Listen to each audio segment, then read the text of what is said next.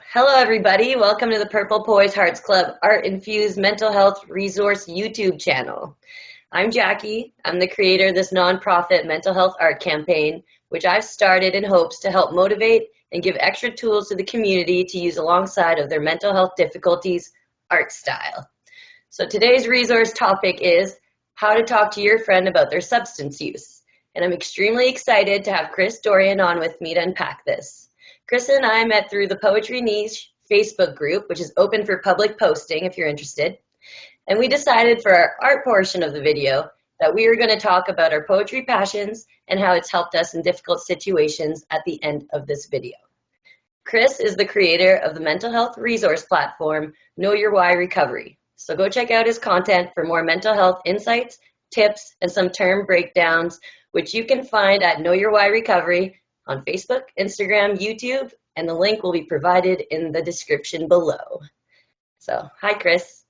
Hey, how you doing, Jackie? First off, let me say thank you for this opportunity. A lot of times I'm representing Know Your Why Recovery, and we're talking about mental health, we're talking about addictions, and that's one of my passions. But a second renewed passion in my life is like poetry. And even though sometimes those overlap, generally when I do something like this, they don't overlap in this venue. So it's really unique to be able to kind of merge that and talk about two of them today. So thank you very much. And any type of promotion that reaches people and helps them find some assistance is also, welcome. So, this is a great opportunity. My name is Dorian. I am a licensed clinical alcohol and drug counselor in the state of New Jersey, and I'm a certified clinical supervisor. I've been in the mental health field probably since about 2004, and right now my specialty is addictions. I started Know Your Why to kind of raise some awareness, spread some information, and create a community for people to kind of come together to mainly fight the stigma and to make sure that when people need help, they find it.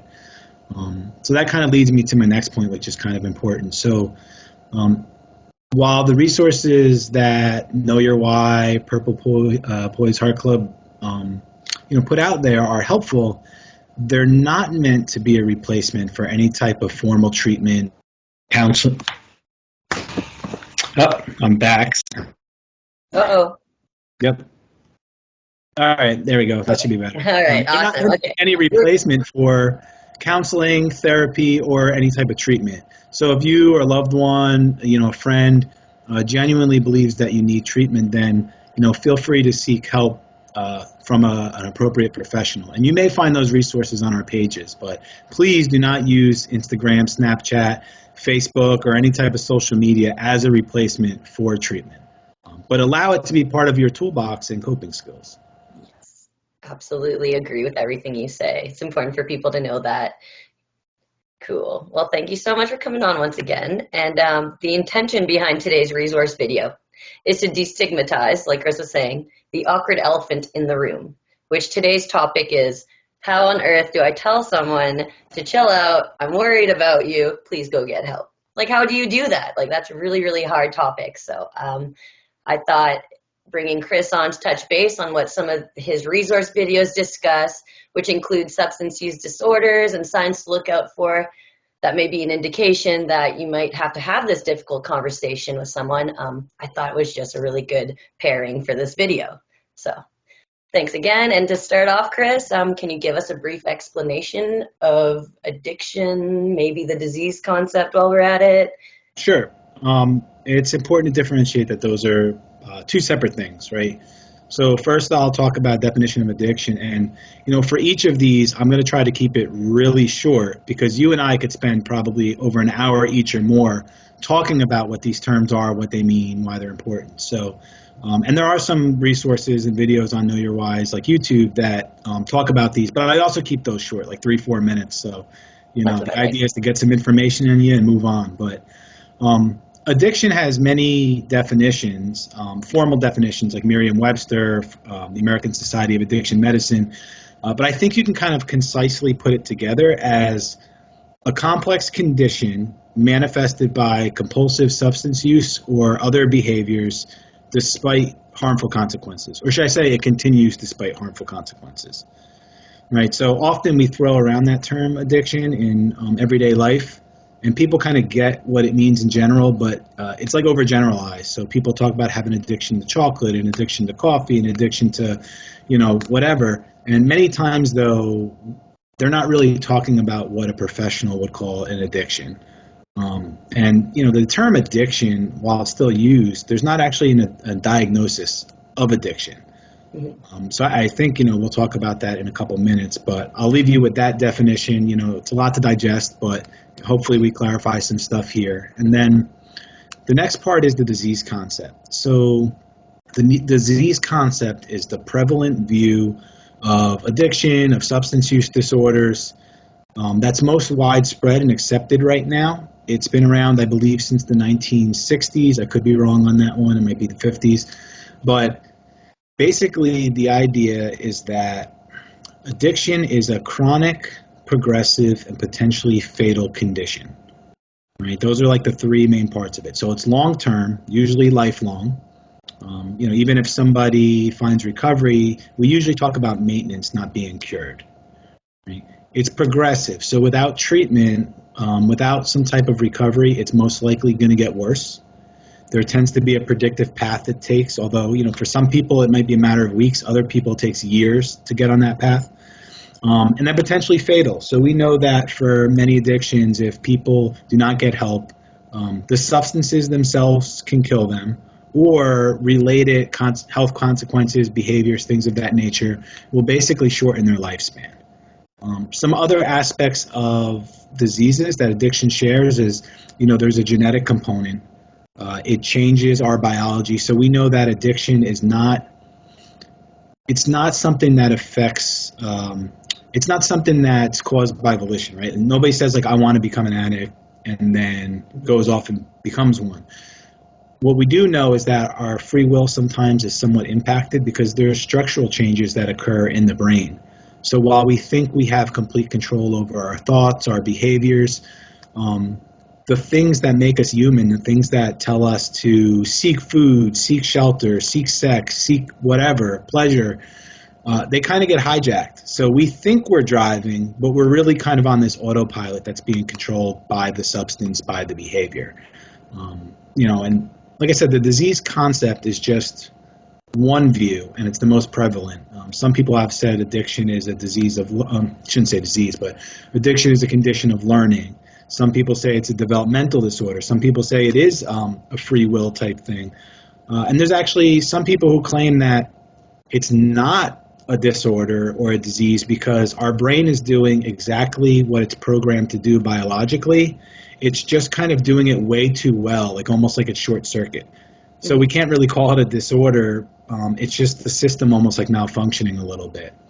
But the disease concept is where majority of the medical field puts their faith in. Yeah, I've heard that quite a lot. That's why I wanted to bring it up. I was putting the addiction and the disease side by side. I just kind of wanted to bring that to light. There's something I heard in one of your videos. It was I think it was no matter, even if you call it a disease, it shouldn't, people use it as a way to kind of forgive themselves for the addiction part. And I thought that was also a really cool point that you brought up in one of your videos, because oh yeah, that's still your accountability, Right. So that's the criticism of the disease concept is people say well, if you call it a disease, then people just go, oh, well, I have a disease, I can't do anything about it. And that's not really true, right? So any health condition we can do something about. Right? If you have diabetes, you can watch your diet, you can manage your sugar, you can take insulin. You have that responsibility to do those things. If you have another medical condition, let's say high blood pressure or a heart condition, you might have meds you take, you might have to watch your diet, you might have to exercise, you might have to keep stress levels low. And these are all things that we do to manage our condition. So we're not powerless necessarily in the sense that we can't do anything. And that's a term that often gets misconstrued, because even in addiction recovery, the 12 steps are very prevalent, and one of the steps talks about powerlessness. It's not so much powerlessness, meaning you can't do anything. right? You still have this personal responsibility to manage what you can and make behavior changes to try to bring about a better outcome, to try to bring about a more healthy outcome. But the disease concept has been criticized because some people have taken that and gone, well, I have a disease, there's nothing I can do, this is my fate. But we know that that's not true. We know with treatment, we know with recovery behaviors, outcomes are a lot more positive. Yeah, I think so. And you know what? It's not easy, but it's worth it. That is definitely once you get to the other side after the hard road, like always really positive feedback of like finding yourself again and that strength. So, yeah, thanks for sharing all that. I do agree with everything that you're mentioning here. So, for anyone who didn't know any of these concepts, well, there you go. And Now you do. Crash course. yeah, exactly. It's awesome. And just to kind of continue on this topic, could you break down the list of what kind of gives that person I guess, status or of having a substance use disorder Sure. or signs for people to look out for? Right. So Yeah. at least in like Western medicine, right, the DSM-5, the Diagnostic and Statistical Manual 5, is kind of like the handbook of criteria for mental health conditions. And that's where you'll find the substance use disorders. In the past versions, they were called like substance abuse, substance dependence, and they have criteria, which are essentially symptoms that you need to meet within a certain time period. And that tells a doctor, a counselor, a therapist, somebody who's trained to diagnose that this person has a problem with substances or another type of behavior. It's not just a substance use disorder, so the other mental health conditions are in this manual. The most recent version, what they did was they put what we would call addiction in layman's terms, but what's called in there substance use disorders, they put them on a continuum. So rather than have the old idea of substance abuse, substance dependence, and dependence is really what we would say like somebody is in addiction or is an addict, right? They have this continuum. So if you have 2 to 3 of these symptoms, you have a mild substance use disorder. If you have 4 or 5 of them, you have a moderate substance use disorder. If you have 6 of them or more, you have a severe. And there's 11 criteria. They can be kind of wordy, but I don't know if you want me to cover all 11, but there are types of things like there's times where you tried to stop or you tried to quit and you couldn't. You drank or you used more than you wanted to or for longer than you wanted to. You have cravings. You wanted a drink or substance so bad you couldn't think of anything else. You spent more time than, I think I just said this, you spent more time than you wanted to using the substance. Your tolerance is higher, right? Yeah. Or in some extreme cases, especially with alcohol, when people have used for a very long time, they might get reverse tolerance where their tolerance actually drops because of like liver conditions and different health issues and things like that. Yeah. Withdrawal is a criteria, but it's not needed, right? So some people say, well, I'm not addicted to that because when I stop it, nothing happens to me physically. I don't get withdrawal. It's only one criteria out of 11. Yeah. And if you remember what I just said, you actually only need 2 of these criteria to have a substance use disorder.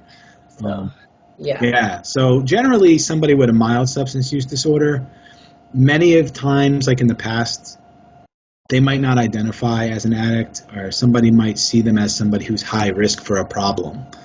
And it's more so people with like moderate or severe use disorders that are the main concern. But the continuum was created to make sure that people didn't fall through the cracks and that people who are on that progression of more severe addictive problems were caught earlier on, right? Yeah. There's this idea in addiction and recovery that you have to hit rock bottom. Meaning like, the worst condition you can be in before you'll actually change. Yeah. And the truth is, like, that idea is bullshit, right? Excuse my language. No, I agree. I really do. Why are we going to wait for somebody's life to be destroyed or their life to end before we try to get help, try to get treatment, right? So good treatment, good recovery, they say you bring the bottom up to meet the person. Oh. Why do I have to wait for my house to burn down before I start throwing water on it? If I have a fire starting on my stove, I'm going to get the fire extinguisher. I'm going to try to snuff it out, do whatever it is before it spreads, right? So this idea of rock bottom, I've never really agreed with. And a lot of professionals will tell you, like, there's more danger in like waiting for that rock bottom, which it's kind of why what we're talking about today is important, because many times people say, oh, well, we have to wait for the person to have all these consequences before they'll even change. And while that might be true for some people, most people, at least starting the conversation, is going to get their gears turning and get them thinking.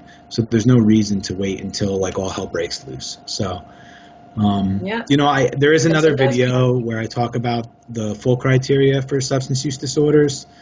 So you can check that out. But, to list all 11 here, I think would be a little cumbersome. But most people don't realize that there's actually true